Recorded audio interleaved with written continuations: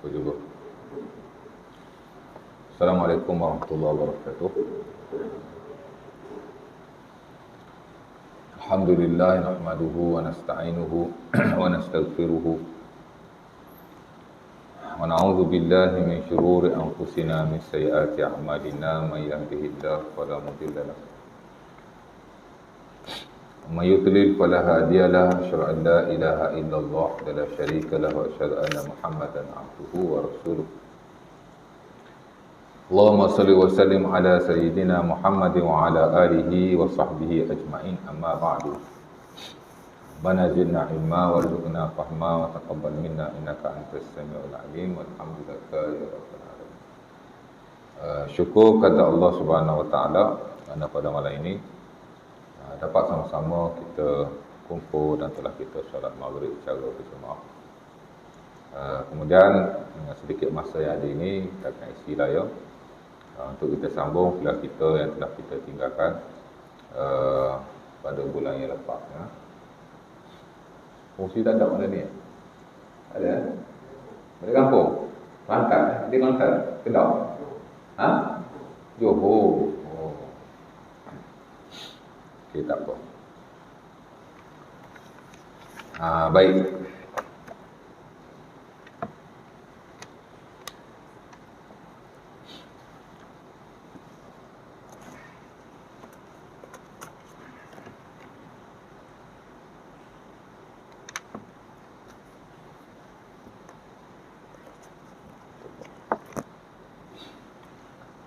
Jadi kita akan sambung kuliah kita di mana kita hari itu, last hari itu kita berada dalam tajuk menggugurkan kandungan ataupun dalam istilah Arabnya disebut sebagai isqatu al-janin, menggugurkan kandungan. Dan kita dah baca hari itu tentang beberapa perenggan yang pertama. Ada ayat Al-Quran dalam surah At-Takwir ayat 8 hingga ke 9 di mana Allah Subhanahu wa taala berfirman wa idzal mau'udatu su'ilat bi ayyi dzambin qutilat.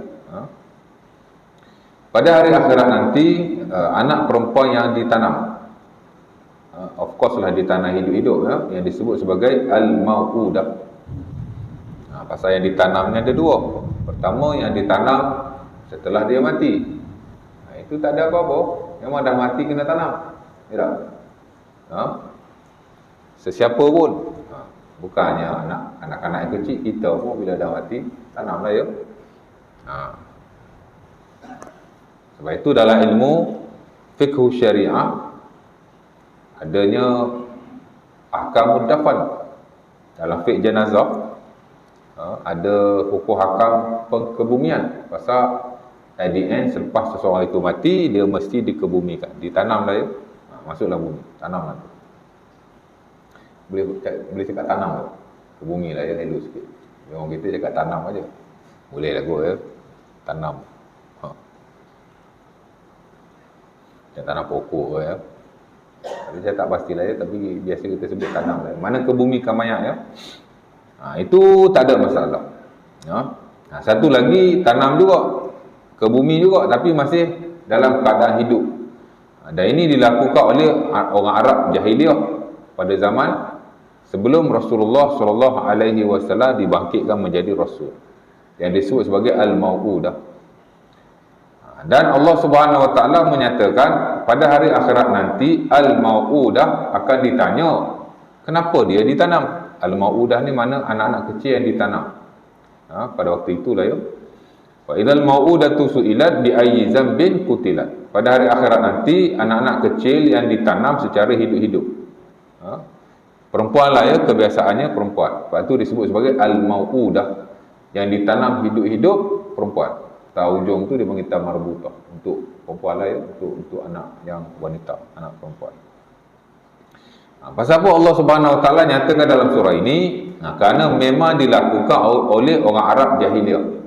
Quraisy atau bukan Quraisy, tak kisah, asal orang Arab pada waktu itu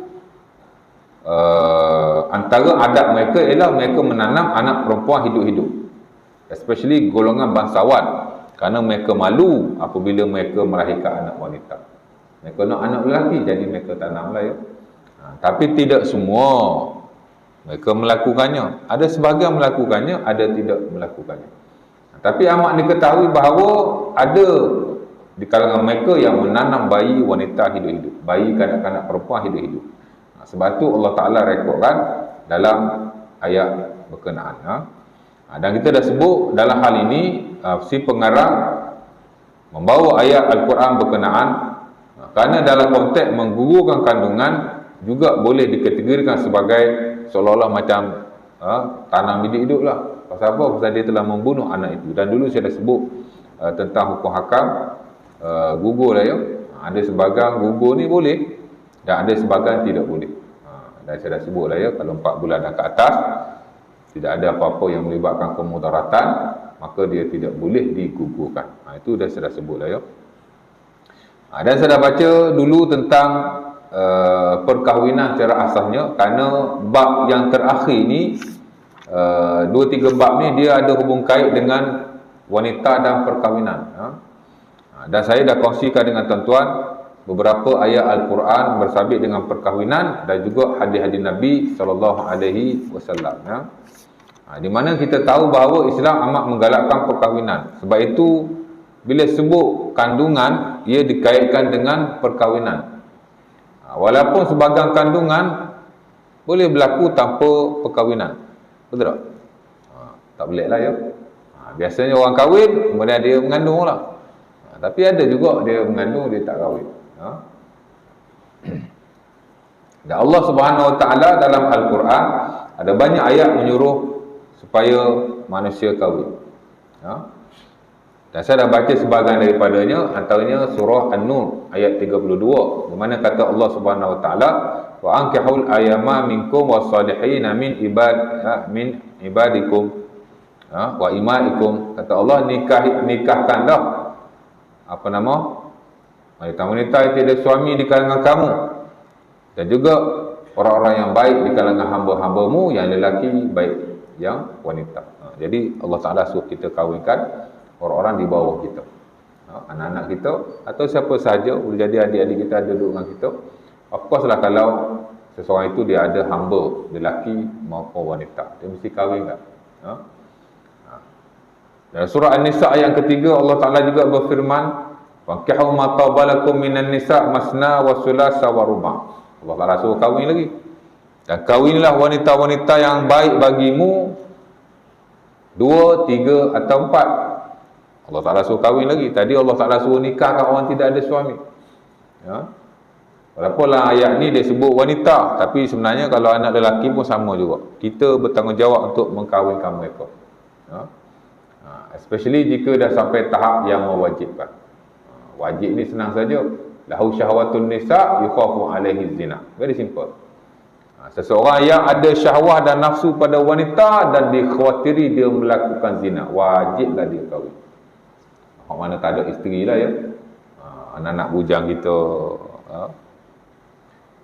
Tapi kalau tak sampai tahap dikhawatiri melakukan zina, dia tak wajib lagi lah ya. Tapi amat-amat digalakkan lah kalau cukup syaratnya.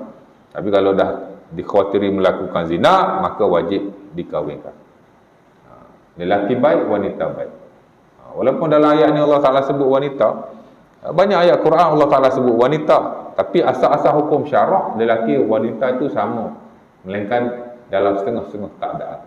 Kalau nak diikutkan macam ayat tuduhan zina, Allah Ta'ala sebut wanita, walladzina yarmunal muhsanat thumma lam ya'tu bi arba'ati syuhada fajliduhum samanina jaldah. Allah Ta'ala kata, mana-mana orang yang menuduh wanita melakukan zina sedangkan dia suci, tak bawa saksi, Allah Ta'ala suruh batal 80 kali.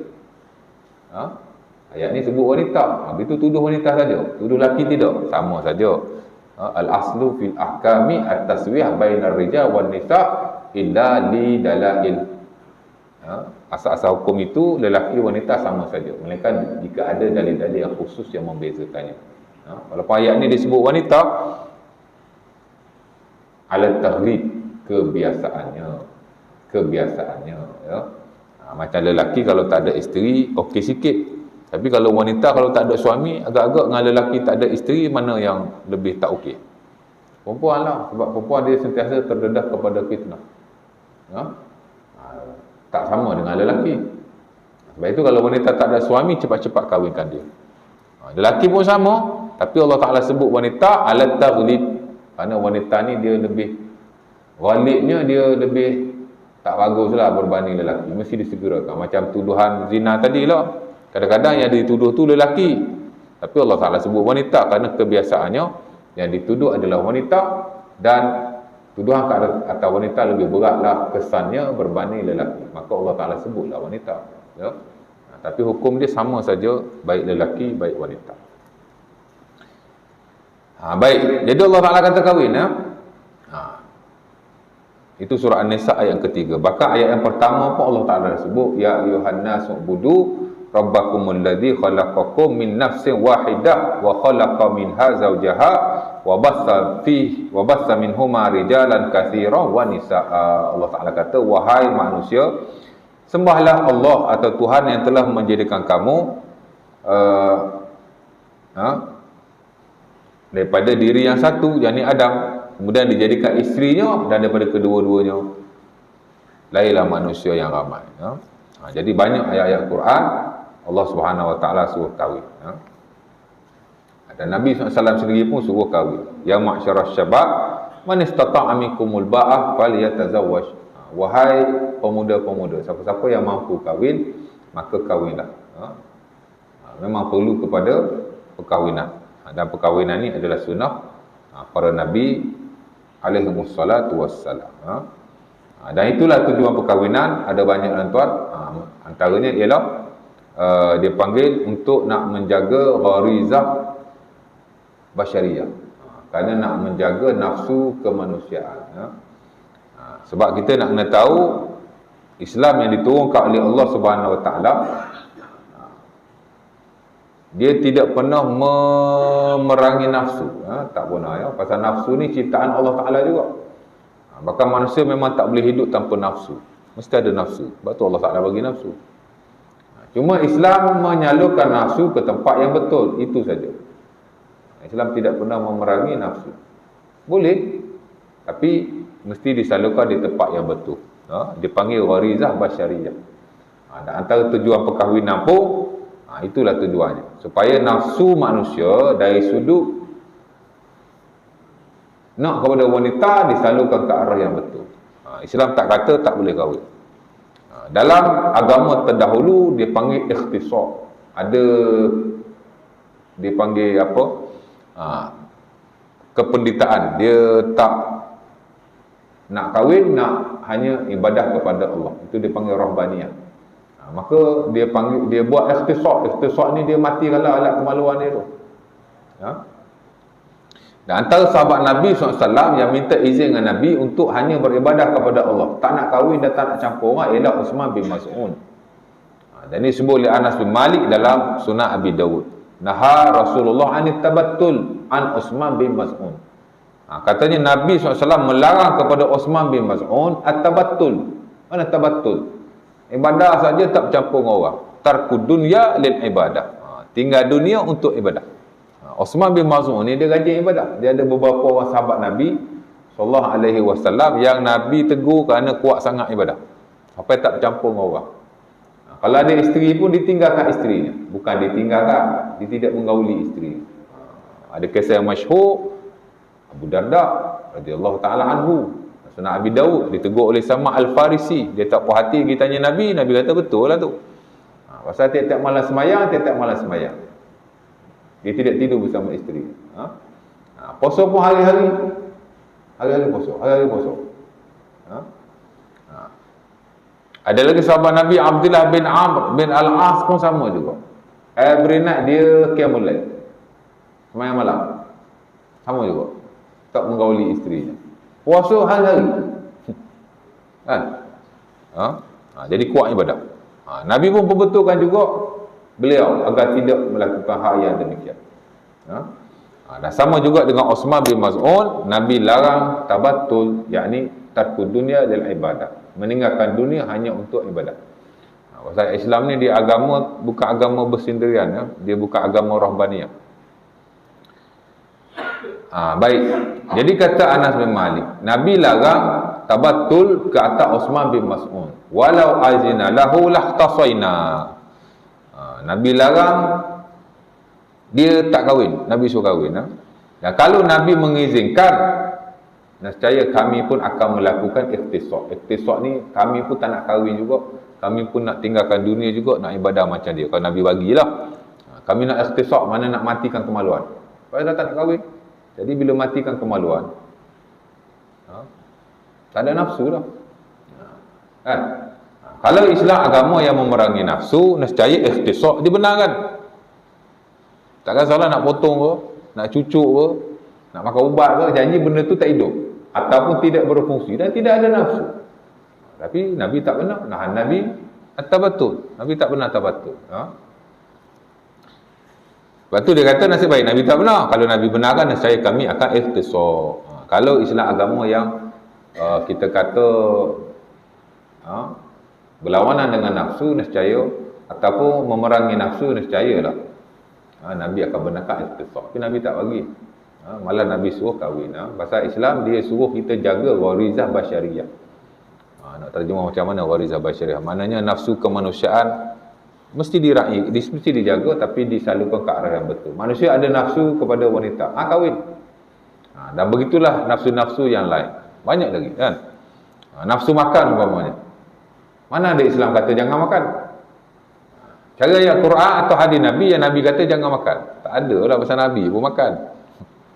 Kan? Malah dalam ayat Quran Allah Ta'ala suruh makan. Wa kulu washrabu la tusrifu innahu la yuhibbul musrifin. Allah Ta'ala kata makanlah kamu dan minumlah kamu, cuma jangan kamu berlebih-lebihan. Allah Ta'ala tak suka orang yang berlebih-lebihan. Makan dan minum Allah Ta'ala bagi had. Bagi Allah Ta'ala benarkan. Pasal nafsu manusia mesti makan. Cuma tak boleh berlebih-lebihan lah. Kulu washrabu walbasu min ghairi sarafin wala makhilah. Nabi pula kata kamu boleh makan, makanlah. Kamu boleh minum, minumlah. Yang tak boleh ialah berlebih-lebihan ataupun menunjuk-nunjuk. Tak boleh lah. Makanan haram, of course lah tak boleh. Ni kira kata makanan yang halal. Sumber pun halal. Kita boleh makan. Cuma jangan pula berlebih-lebihan ataupun kita menunjuk. Maknanya Islam benarkan kita makan. Pasal nafsu manusia mesti makan. Tapi mesti dengan cara yang betul. Mana tak boleh berlebih-lebihan. Sebab itu adanya fiqhu al-at'imah. Ada fiqh makan dan minum. Bahkan ada adabul akli wa syurbi. Ada adab makan dan minum. Dan makan pun tak dihadkan berapa kali sehari kita nak makan. Cari ayat Quran lah. Allah Ta'ala suruh makan berapa kali? Tak ada. Hadis Nabi pun tak ada. Berapa kali nak makan? Nampak? Ataupun ada benda yang tak boleh makan dengan sebab ni makanan bangsawan. Tak ada juga. Sebab itu dulu-dulu ada dia panggil golongan yang larang orang makan makanan-makanan yang sedap. Seperti daging. Dulu. Sekarang tak tahulah ya. Terutama di kalangan orang-orang sufi ya. Dia tak nak bagi orang makan makanan yang sedap-sedap. Takut orang lalai dalam ibadah. Dia suruh makan yang makanan yang biasa-biasa saja. Sebab itu Al-Imam Al-Qurtubi rahimahullah ta'ala, bila dia karang tafsir dia dan dia hurai tentang ayat makan dan minum, dia pun mengecam golongan-golongan yang terlalu sempit dalam hak hewan makan dan minum. Apa kata satu hari tak boleh makan lebih daripada satu kali. Ada golongan yang larang makan daging dan makan anggur. Ba'dun nas ayakulu al-lahma wal 'inab. Kana Nabi wa ashabuhu ya'kuluna al-lahma wal 'inaba thumma yakhrujuna ila shalah. Ada golongan yang dia kata nak jaga sangat makan, tak bagi orang makan, nak jaga ibadah sampai tak bagi makan daging dan anggur. Sedangkan Nabi SAW makan daging dan sahabatnya juga makan anggur, tapi mereka bila sampai waktu semayang pergi semayang. Maksud tidak ada apa-apa masalah dari sudut makanan nak makan dan seumpamanya. Kerana tak dinafikan makan daging ni kita makan yang sedap lah. Bila makan yang sedap orang jadi lalai ibadah. Jadi dia tak benar. Itu satu ketelampauan kata Al-Imam Al-Qurtubi rahimahullah ta'ala. Dan begitu juga nafsu-nafsu yang lain. Manusia ada nafsu tidur. Mana ada Islam kata jangan tidur? Kan? idza na'asa ahadukum Nabi kata idza shalla ahadukum wa huwa na'is falyarqud. Sahih Bukhari atau Muslim daripada Aisyah radhiyallahu taala anha, Nabi kata bila kamu semayang tiba-tiba kamu mengantuk, tidurlah. Wala'allahu wa idza shalla wa huwa na'is la'allahu yastaghfir fayasubbu nafsahu. Kadang-kadang bila dia semayanglah kadang mengantuk, dia sangka dia istighfar padahal dia mencaci dirinya. Jadi Nabi kata kalau mengantuk tidur, takut hak kita baca tu salah. Macam itulah lebih kurang ya.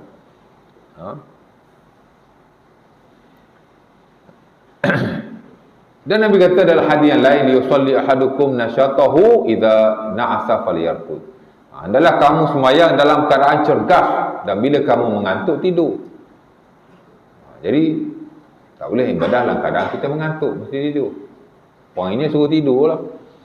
Sementara tidur pada waktu yang memang orang tidur, waktu malam, waja'alna laila subata, kata Allah. Allah Ta'ala jadikan malam itu waktu untuk kita tidur. Dan bila kita tidur, of course lah kita rehat ya. Dan tak ada orang yang tak tidur lah ya. Biasa orang tidur. Kalau tak tidur tu pelik sangat. Kadang-kadang kita baca juga ada majalah-majalah tu dia kata fulan bin si fulan tak tidur sejak 20 tahun. Negara Mak Saleh sana lah. Kita pun tak pasti. Ada juga penyakit tak boleh tidur. Itu lain lah ya. Tapi asal manusia mesti tidur. Dan begitu dengan nafsu-nafsu yang lain ya. Dan bila kita kahwin, selain daripada nak menyalurkan nafsu di tempat yang betul, Islam juga suruh perkahwinan supaya taksir an-nasal, memperbanyakkan zuriat.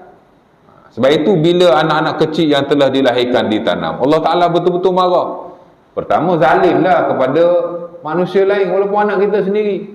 Mana boleh kita zalim pada anak sendiri, tuan-tuan? Mentang-mentang anak kita zalim, tak boleh. Anak je kita, tapi kita nak buat benda semua dia ambil kira dalam syarak. Sebab itu bukan dalam hal-hal yang besar seumpama ini. Kadang hal yang kecil pun anak-anak pun mesti kita jaga dan tak boleh zalimi mereka. Kadang-kadang nak bagi hadiah pun kena adil dengan anak-anak yang lain. Dan Sahih Bukhari ada seorang sahabat nama Nu'man bin Bashir. Bapak dia ni sayang ke dia. Dan bapak dia bagi hadiah seorang hamba kepada dia. Nabi tanya ke dia, Nabi tanya anak-anak yang lain kamu bagi macam ni ke? Dia kata tak bagi. I'dil fi abnaikum. Nabi kata adilu fi abnaikum, ittaqullah fi abnaikum. Nabi kata adillah kepada anak-anakmu, takutlah kamu kepada Allah dari sudut anak-anakmu. Kita dia bapak dia bagi hamba. Sebab itu bila kita belajar fiqh muamalah, bab hibah tu, hibah ni kita bagi hadiah kat orang lah ya. Kalau pada anak-anak mesti adil. Tak boleh kita bagi pada seorang, kita tak bagi pada yang lain. Tanpa sebab-sebab yang munasabah. Mesti adil. Nabi kata i'dilu fi auladikum. Hendaklah kamu adil kepada anak-anakmu. Dan Nabi suruh hamba itu dikembalikan kepada bapaknya. Yalah kalau kita asyik bagi seorang anak yang lain jadi marah. At the end kadang-kadang jadi gaduh sesama mereka. Jadi Islam melarang hal-hal seumpama itu. Tu anak sendiri tu tak boleh. Kalau nak bagi benda Nabi kata kena adil, kena sama rata. Kena orang kata apa, tak boleh zalim lah. Apatah lagi kezaliman yang lain. Ini dia tanam anak dia. Lagilah Allah Ta'ala marah. Pertama kerana membunuh nyawa yang dilarang oleh Allah. Yang kedua menzalimi manusia lain walaupun anak sendiri. Kalau dalam hal keadaan nak bagi hadiah ke anak berkena adil dan tak boleh zalim, seumpama ini lebih-lebih lagi lah tuan-tuan. Dan yang ketiga, dia bercanggah dengan prinsip taksir an-nasal, memperbanyakkan zuriat.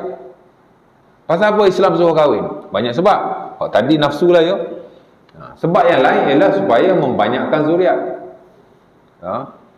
Sebab itu ada seorang sahabat Nabi dan Sunan Abi Dawud daripada Abi Hurairah. Dia pergi jumpa Nabi, dia kata, ya Rasulullah, inni tazawwajtu imra'atan ghaira annaha la talid. Wahai Nabi, aku ni nak kahwin seorang wanita, cuma wanita ni mandul. Apa atazawwajuha, boleh tak aku kahwin dengan dia? Pasal kata Nabi hatta qalaha salasan. Nabi diam sampai dia kata 3 kali. Tanya kali kedua, Nabi diam lagi. Tanya kali ketiga, Nabi diam lagi. Kali keempat baru Nabi jawab, tazawwaju al-walud al-wadud fa inni mukasir bikumul umam yaumal qiyamah. Kali keempat tu baru Nabi kata, kahwinlah wanita yang boleh beranak, kerana esok aku akan berbangga dengan umatku yang ramai pada hari kiamat. Nampak? Sebab itu tujuan perkahwinan juga ialah supaya memperbanyakkan zuriat.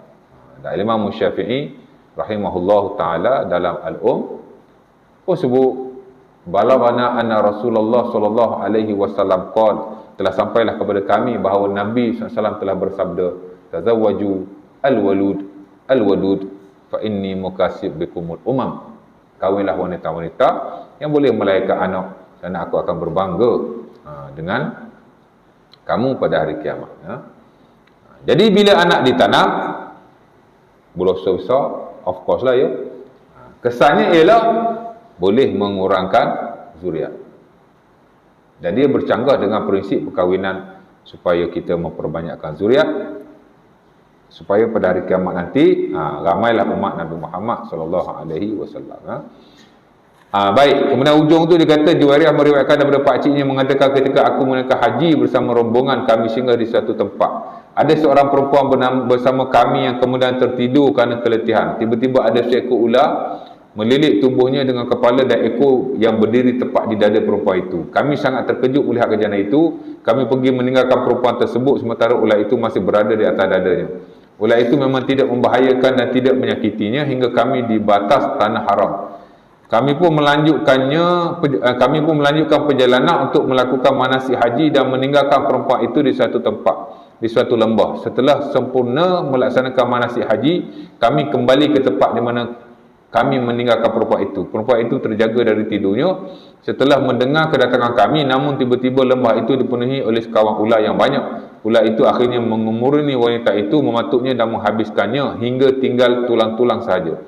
Kami semua sangat terkejut dan merasa takut dengan pemandangan yang nampak di hadapan kami, hingga akhirnya saya bertanya kepada salah seorang pelayan yang biasa menemani perempuan itu. Kami tanya dia siapa sebenarnya perempuan ini. Dia menjawab dia adalah pelacur yang telah hamil 3 kali. Setiap kali dia melahirkan janinnya, dia menyalakan api atau tungku dan melemparkan bayinya ke dalam tungku tersebut. Saya cari nas ini atau riwayat ini, tapi tak jumpalah, saya tak pasti akan kesahihannya. Tapi zahirnya saya rasa cerita ini tidak sahih ya. Kerana kalau kita lihat adalah hadis-hadis yang sahih, kita seumpama ini tidak ada. Allah Ta'ala azab direct punya tak ada ya. Wallahu Ta'ala alam. Jadi saya pun tak boleh nak hurai lah ya. Saya tak pastilah dia punya nas ni. Juwairiyah ni isteri Nabi. Kalau isteri Nabi meriwayatkan, dia mesti ada dalam buku-buku hadis dah. Sekurang-kurang dhaif, walaupun dhaif yang berat. Tapi saya tak pasti, saya pun tak boleh nak urat ya. Cerita dia, perempuan ni dia pelacur. Tiap kali dia mengandung, dia membunuh janinnya hingga dia diazab di hadapan Juwairiyah ketika dia melakukan haji. Wallahu ta'ala alam. Bila kita belajar Quran dan tafsir para ulama serta hadis-hadis Nabi, Sahih Bukhari, Muslim, hatta kitabus sunan, kita tak dapati cerita-cerita seumpama ini. Sebab itu secara peribadi saya kata mungkin cerita ini tidak sahih. Wallahu ta'ala alam. Tapi pengajarannya ialah kita tidak mengambil ringan dalam hak ehwal yang melibatkan janin ya. Dan of course lah hari ni tuan-tuan, kalau nak gugur kandungan pun mesti melalui endorsement daripada doktor lah ya. Ini kalau melalui proses yang betul lah ya. Tapi kita tak nafi juga banyak dia panggil apa, proses pengguguran disebabkan alat lawan nikah dan seumpamanya. Itu anak lawan nikah tak lawan nikah pun dia tak boleh digugurkan, especially kalau dah lebih 4 bulan. Kerana roh telah ditiup. Kita belajar hadis 40 Nawawi. Hadis ke berapa? Hadis pertama hadis amalu binniyah, hadis kedua arkanul Islam, hadis ketiga maratibuddin. Hadis keempat itu hadis Ibnu Mas'ud, marahil khalqil insan, tahap penciptaan manusia dalam perut itulah. Dan Nabi sebutlah hadis yang panjang. Bila bersatunya benih suami dan isteri, kemudian dia akan berlaku Allah Ta'ala bersebut dalam Quran yang mula-mula dia setitik air mani kemudian bergabung kemudian jadi seketul darah kan. Kemudian dia sampai jadi bayi itulah sampai dia umur 4 bulan 120 hari. After 4 bulan Allah Ta'ala hantar malaikat. Malaikat pun tanya dia ni lelaki ke, dia ni wanita ke. Malaikat tanya dia ni umur banyak mana, rezeki banyak mana. Fakataba fi batni ummihi, Allah Taala mewahyukan kepada malaikat, malaikat terus menulisnya ketika berada dalam perut ibunya. Masa tu dia umur 4 bulan lah ya. Sebab itu apa-apa pengguguran dia mesti before 4 months, sebelum 4 bulan. Jika ia tidak melibatkan kemudaratan kepada si ibu lah. Tapi kalau dah lebih 4 bulan, mungkin sebelum tu tak tahu, after 4 bulan baru tahu. Kalau diteruskan janin ini, dia akan membahayakan ibu. Ibu boleh mati. Itu baru boleh digugurkan. Tapi in normal cases, tak boleh. Walaupun anak tu cacat. Teknologi hari ni tuan-tuan, dengan ultrasound, kita boleh tahu bayi itu ada kecacatan yang major ataupun tidak. Kalau minor-minor kecacatan, okey lah ya. Tapi yang major, macam budak ni ada sindrom Down ke, before 4 months dah boleh tahu. Jadi, boleh gugur ke tak boleh gugur? Fuqaha khilaf dalam isu ini sebagai membenarkan as long as di bawah 4 bulan. Walaupun sebagai lagi tidak membenarkan. Wallahu ta'ala alam. Tapi apa-apa hal sebelum 4 bulan lah ya. Kalau selepas 4 bulan sekian majoriti melarang. Melainkan jika melibatkan nyawa si ibu baru dibenarkan. Itu bab gugur lah ya. Jadi ambillah tuan-tuan buku ni. Selama saya ingat 7 tahun lebih saya kuliah di sini. At the end saya akan finish this book. Dan ada sebenarnya yang saya mengajar sekali dengan surau ni ada 2 surau yang lain. Tak habis lagi. Tapi bab hujung lah ya. Ada soalan nak tanya apa-apa sebelum azan? Dah isyak dah pun?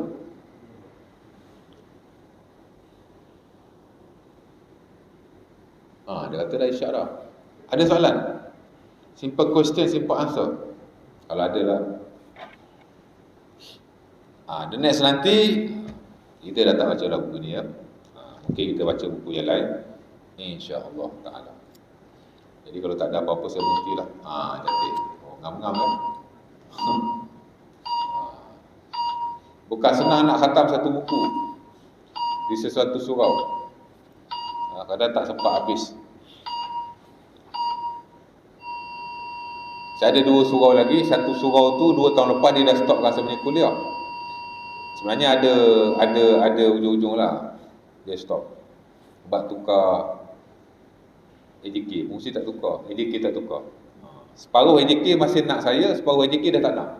AJK baru kan tak mau. Tak apalah. Lepas tu dia minta saya sambung lagi. Jadi sambung balik dah buku ni. After 2 years dia minta saya sambung balik. Boleh lah. Kata ada satu surau lagi pun tak habis. Adalah 2-3 tajuk yang last. Jadi insya-Allah taala mudah-mudahan kita dapatlah sikit sebanyak manfaat selama kita baca buku ini, dan mudah-mudahan Allah Taala beri pengampunan kepada si pengarang buku Syekh Muhammad Mahmud. Dan sebenarnya buku ni adalah sikit sebanyak kekurangan di mana nanas yang diketengahkan kadang-kadang tidak dinyatakan daripada mana. Kita kena, saya pula nak check dia punya nas. Tapi tak apa, as long as saya rasa buku ni untuk bacaan taklah buku yang terlalu bagus, tapi okey lah. Kerana ia adalah kita boleh kata cedokan ataupun ringkasan kepada buku Al-Kabair, dosa-dosa besar yang dikarang oleh Al-Imam Az-Zahabi rahimahullah ta'ala. Sebab itu kalau ada majlis surau nak ajar tentang dosa-dosa yang besar, saya terus baca buku Al-Kabair yang dikarang oleh Al-Imam Az-Zahabi. Ada terjemahan Melayu dan saya tak baca lagi buku ni. Saya tak baca lagi buku ni ya. Saya terus kepada buku Induk ya. Kerana buku induk tu dia lebih jelas. Dan setiap hadis yang diketengahkan dinyatakan sadaran. Saya rasa itu lebih baik ya. Jadi setakat itu dulu aku qul azab. Assalamualaikum warahmatullahi wabarakatuh. Tutup majlis tasbih kafarah dan surah Al-Asr.